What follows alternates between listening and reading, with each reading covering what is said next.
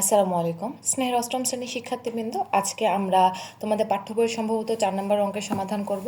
এখানে 4 নম্বর অঙ্ক আগে বলেছিলাম এটি একটু পুরাতন কারিকুলামের বই হয়, এখানে নাম্বারগুলো উল্টাপাল্টা আছে, কিন্তু অঙ্ক তোমরা মিলিয়ে দেখবে একদম একই। এখানে বলেছে দেখো, একই হার মুনাফায় কোনো মূলধন 1 বছরান্তে চক্রবৃদ্ধি মূলধন 6,500 টাকা, অর্থাৎ মুনাফার হার কিন্তু আর একই থাকবে। 1 বছরে চক্রবৃদ্ধি মূলধন 6,500 টাকা এবং 2 বছরের চক্রবৃদ্ধি মূলধন 6,760 টাকা হলে মূলধন কত? অর্থাৎ তোমার মুনাফার হার একই থাকবে। 1 বছরের চক্রবৃদ্ধি মূলধনের পরিমাণ দেওয়া আছে, 2 বছরের চক্রবৃদ্ধির মূলধনের পরিমাণ দেওয়া আছে, তোমাকে মূলধনটা বের করতে হবে। এটা আমরা কিভাবে সমাধান করব? আমরা দেখো এখানে দেওয়া আছে সময় 1 বছর, তাই না?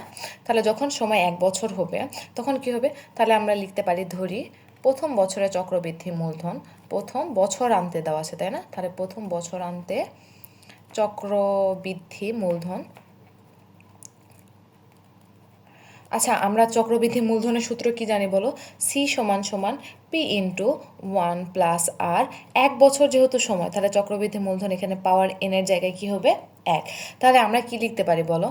আমরা এখানে লিখতে পারি প্রশ্ন মতে এটার মানে কিন্তু আমার 6,500 টাকা, তাই না? তাহলে আমরা লিখতে পারি যে পি ইন্টু 1 + আর তার উপর 1 সমান সমান 6,500। এটা আমরা একটা সমীকরণ দিলাম, সমীকরণ 2। আবার 2 বছরান্তে চক্রবৃদ্ধি মূলধন কত ধরছে? 2 বছরান্তে চক্রবৃদ্ধি মূলধন কত দেওয়া আছে তখন? 6,700 টাকা চক্রবৃদ্ধি মূলধন। আচ্ছা, আগে লিখি, 2 বছরান্তে চক্রবৃদ্ধি মূলধন সি এর মান হবে পি ইন্টু 1 + আর, পাওয়ার হবে 2। তাহলে একইভাবে কি হবে বলো? একইভাবে হবে এখানে পি ইন্টু 1 + আর পাওয়ার 2, মানে বছর এটা, তাই না? সমান 6,000, কত দেওয়া ছিল জানি? 6,760 টাকা। 6,760 টাকা। এটা আমরা সমীকরণ 2 ধরব।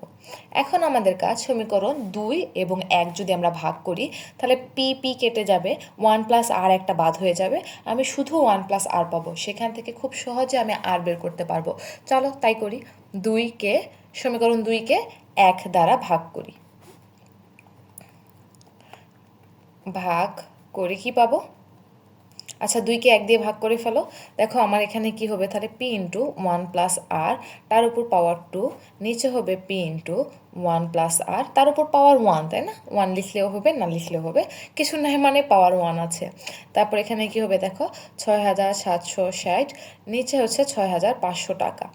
আচ্ছা, এখানে আমার কি হবে দেখো? পিপি কাটা যাবে, পিপি কাটা গেল, 1 + আর, একটা 1 + আর কাটা যাবে, তাহলে এখানে আমি লিখতে পারবো 1 + আর সমান সমান, এটা কাটাকাটি যদি করি, কিভাবে কাটাকাটি করা যায় দেখো? আমি পুরোটা ভাগ করে দিতে পারো, দশমিক আসবে, অথবা আমরা শর্ট ফর্মে করার চেষ্টা করব। দেখো কি করতে পারি? 6,760কে আমরা 20 দ্বারা ভাগ করব, ভাগ 20 কত হয়?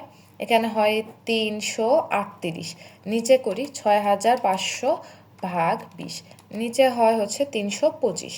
তাহলে আমরা লিখতে পারি 1 + আর সমান 338 ভাগ 325।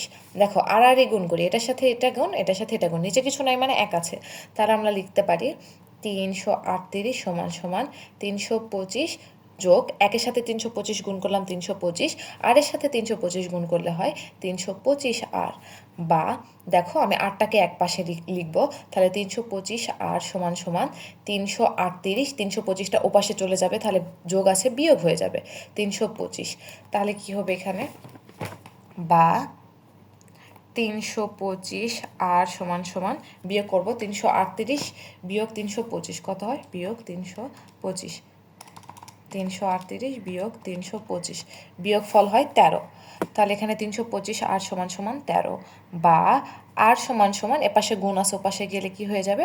ভাগ হয়ে যাবে 325। তাহলে 13কে 325 দ্বারা ভাগ করি, 325 আমার আসে 0.04। এটা আমরা 1/1 মনে হয় হওয়া উচিত, অথবা আচ্ছা যেটা আসছে আমি সেটাই লিখি, বা আর সমান সমান 0.04। আচ্ছা, সবসময় জানি যে যেটা আসবে, আমি এর আগের অধ্যায়ে তোমাদের বলেছিলাম, যেটা আসবে আমি সবসময় তার সাথে 100 দিয়ে গুণ করলে আমি হারটা পাবো। আচ্ছা, পার্সেন্টে পাবো। যাই হোক, তারপর এখন এটাকে আমি যদি পার্সেন্টে করি তাহলে মুনাফার হার আসলে কত হবে? মুনাফার হারের সাথে 100 গুণ করো, 4% হবে। তাহলে অ্যাকচুয়ালি হবে মুনাফার হার 4%। এখন আমাকে কি করতে বলেছে? মূলধনটা বের করতে বলছে। তাহলে আমি মূলধন কীভাবে বের করবো? দেখো, পার্সেন্টটা না দিলেও হয়, এইটা আর এর মান পেয়ে গেলাম, তাই হ্যাঁ। এখন আর এর মান যে কোনো একটা সমীকরণ বসালাম, পার্সেন্টের দরকার নেই, মান যে কোনো একটা সমীকরণে বসালাম। ধরো সমীকরণ 1-এ বসাই, সমীকরণ 1-এ বসিয়ে সমীকরণ 1-এ কী পেয়েছিলাম? পি ইন্টু 1 প্লাস আর, তার উপর পাওয়ার 1 ছিল, 1 না লিখলেও চলবে, 6500 ছিল। তাহলে এখন দেখো পি ইন্টু 1 প্লাস আর এর মান কত? 0.04 সমান সমান 6500। তাহলে এখানে আসে পি ইন্টু 1-এর সাথে 0.04 যোগ করো, 0.04 যোগ করলে হয় 1.04 সমান সমান 6500। এটা গুণ আছে, ওপাশে গেলে ভাগ হয়ে যাবে। তাহলে পি সমান সমান আমরা লিখতে পারি 6500 ভাগ 1.04।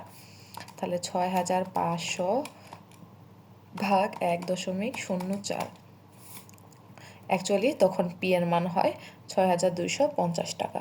তাহলে আমার মূলত চক্রবৃদ্ধি মূলধনের পরিমাণ 6250 টাকা।